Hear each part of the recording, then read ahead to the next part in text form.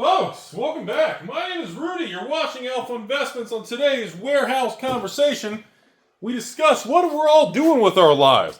We're trying to figure out, are we making good choices?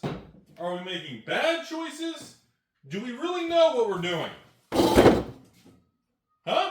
Do we really know what we're doing with our lives? Huh? What are you doing with your life? Huh?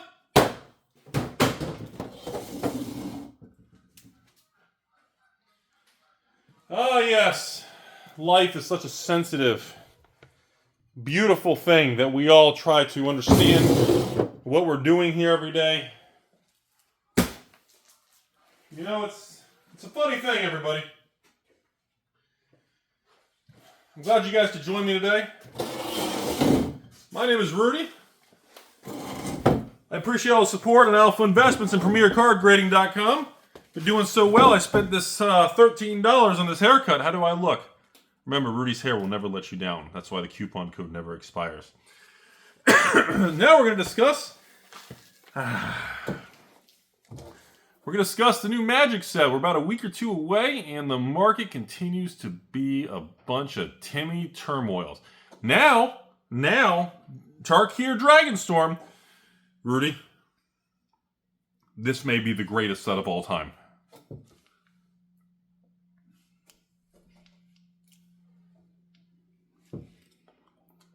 No, that's an authentic Pokemon box.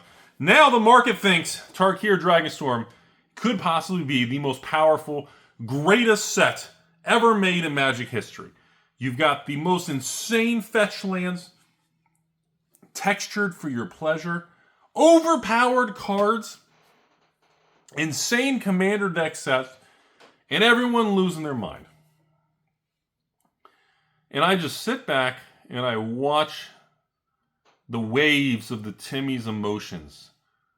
Always just, oh God, it's terrible. Magic's dead. Oh my God, something's happening. It's the greatest thing ever. Oh God, I'm sad and depressed. Oh God, this is the greatest Magic set ever. Oh geez, I don't think Magic's gonna make it. Oh my God, it's gonna make it. Magic's gonna make it. It's so wild to watch this stuff, everybody. You know, the amount of, I I think when we really step back, when I watch all the ants on the anthill, it reminds me how much love and passion there is for Magic. I think when you really keep zooming out from your local street to your corner Rudy, to your local city, state, the country, the earth, when you keep zooming out, I think what you discover is the amount of passion, love, and obsession people have for this card game. Because that's what derives, that's what pulls the hard emotions out, you know? If people didn't feel so passionate and feel like Magic was a part of them, if people didn't feel that way, I don't think you would see the reactions we see. We see these reactions because of the just sheer volume of emotion and connections people have to these cards and Magic as a whole. And I'm sorry, everybody, but look, collector boxes, what are they? $320 plus tax, $318 plus tax. So hundreds of people every day are paying $340 shipped on TCG Player. That's the price. You can say, oh God, oh MSRP, I miss it. It used to be this, it used to be that. That's the price. And honestly, just like I told you guys in my long rant video yesterday, we have no idea how the market in the world is going to price these collector boxes in a 5, 10, 20-year period. We truly have no clue. We have no understanding. We don't have even an inkling. Rudy thinks collector boxes will be $1,000, $2,000. What an idiot. Oh, I'm not buying collector boxes unless they go to like $99. You see all this market noise that you have to swim through like just a dirty, I don't know what to say it. And you have to get through it. And I mean, this Dragonstorm thing it's a good set. It's going to do real well. I think the bigger picture is I think we need another 6 to 12 months for people to accept today's pricing. I think another 6 to 12 months of collector boxes at 3, 4, 5, 600. And I think play boxes at this new... I think play boxes are in a sweet spot right now. I know a lot of people are unhappy with the less packs, but overall, most people are attracted to price point. Like, I've noticed the demand for just regular play boxes. Like back here, I have Dustmore in play. Over there is Outlaws, Karlov. And right there, behind the camera, is about to be the pallets of Foundation play about to show up. And over there will be our Bloomborough play when that shows up in about 45 days from the printers. And, you know, I sell them for $118 shipped. You guys buy the living shit out of them from me. And I, again, I don't see any reduction in demand. You know, even over there, I don't know if you guys can see the white labels. Those are Aether Drift cases. People say Aether Drift's the worst set ever. No one's buying it. The amount of you all buying Aether Drift cases from me for just $600 shipped, $100 a box. It's the same thing. I get literally 50 to 100 messages a day right now asking about the Dragons, Dragonstorm Tarkir play boxes. Same thing. $600 shipped for a case. They're all $100. And that's going to be over there. And people are the spend rates, no matter how the economy's bad, the stock market's collapsing. Rudy, President Trump is going to make us all homeless and destroyed. Rudy, the tariffs. Rudy, the economy. Rudy, inflation. Rudy, you got to put in everything gold. Rudy, silver. No, Rudy, humans are going to destroy the earth. So okay. We going to Mars? I don't know. There is no evidence right now of the spend rate in the card world changing.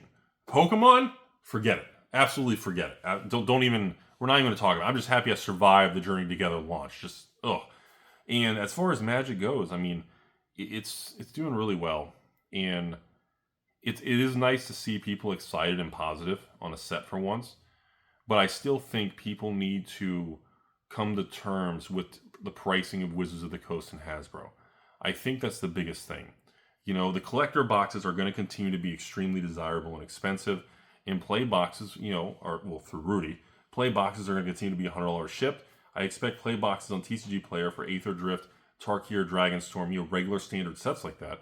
I expect those to average, the 110 to 130 a box moving forward. I don't think it's going to change. I think the Foundation play, the Dustmorn play, the Outlaws play, I think all these play boxes average 130 to 150.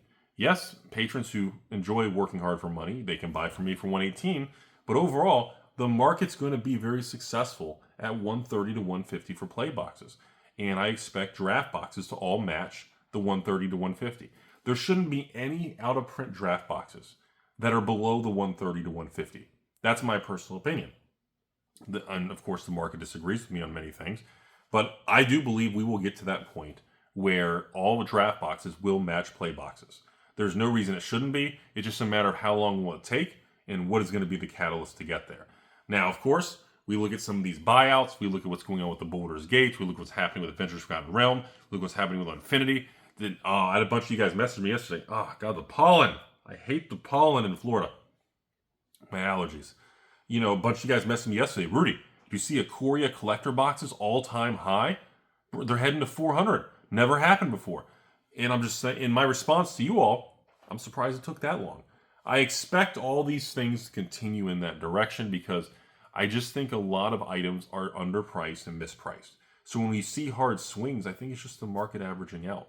So that's my opinion on that. As far as this Tarkir situation, I'm going to tell you all the same thing I said before.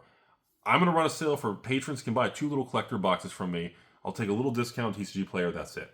My advice, if you want collector boxes in large quantities, you need to pre-order from multiple safe stores to try to get 6, 12, or 24, or 48 boxes. Collector boxes are not an item of, Rudy, I'm going to wait till the market crashes after release.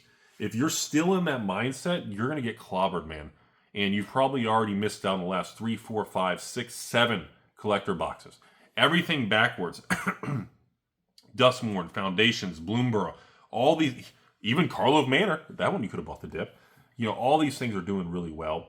And I don't see any negative catalyst that's going to prevent these things from continuing to run up in price.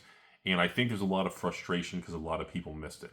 A lot of people didn't think the market would continue to be as strong as it is. And I think a lot of people continue to miss it. I think Foundations play boxes is a great example of everybody was negative. Everybody missed it. and it is what it is. So, short video. Just want to contact and communicate and share this and talk to you guys about this Tarkir thing. Overall, yeah. Next week, I start the sales. I want to do some box openings to release, kind of explore it. I'm very curious to see how difficult the pull rate is on these textured fetch lands. That's really going to dictate the pricing. As far as other market news goes, a lot of people are really concerned right now that the general economy, the political environment, and the tariffs are really going to destroy and tear up the bear market. Tear up the bull market in Pokemon and Magic. A lot of people are very, very concerned, have a lot of anxiety, and believe that the Pokemon Magic bull market is going to end because of the political and the macro economy on Wall Street. My opinion, I think if you're living in that life of fear, you're very, very wrong. I do think Wall Street's going to be very volatile. There's going to be ups and downs on these pros and cons of tariffs and whatever, and inflation and all these things. But I don't think we're going to see any derailment in the collectible world. I really don't think that's the case. Remember, folks, these cards and these CCGs don't correlate with the stock market, which is why Rudy's always been a big fan of sealed product and different things long term. Because, again, just because the stock market tanks doesn't mean sealed Pokemon is going to tank. I love the diversification in asset classes, and I like it when they have different beta coefficients and they don't correlate together. I always find that very, very attractive. That's why I like real estate. I like, individual corporate bonds. I love different collectibles and categories in addition to, the S&P 500 type thing. So overall, everybody, I think the best course of action right now is to stay the course. Definitely diversify your buying power as far as collector boxes go. Same thing with Pokemon. I do think that play boxes and draft are underpriced. They're going to keep going. And do not underestimate commander deck sets, by the way.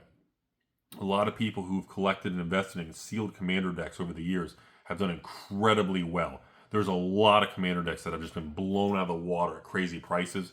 And when we get these small reprints like Lord of the Rings recently or a Bloomborough Commander, you need to be buying those right now. Look at how expensive they're going to give it 6 months. Those things are going to run up and double in price. So all I got today. Thanks for the support, everybody. Appreciate all the kindness. Hope you guys are enjoying the videos and the shorts and our marketing campaign. We're having a lot of fun over here. And I hope you guys can continue to enjoy your life. It's a beautiful world out there. Surround yourself with good people that help positive things in your life, help get you in good directions. And of course, learn and listen. No Rudy's penis.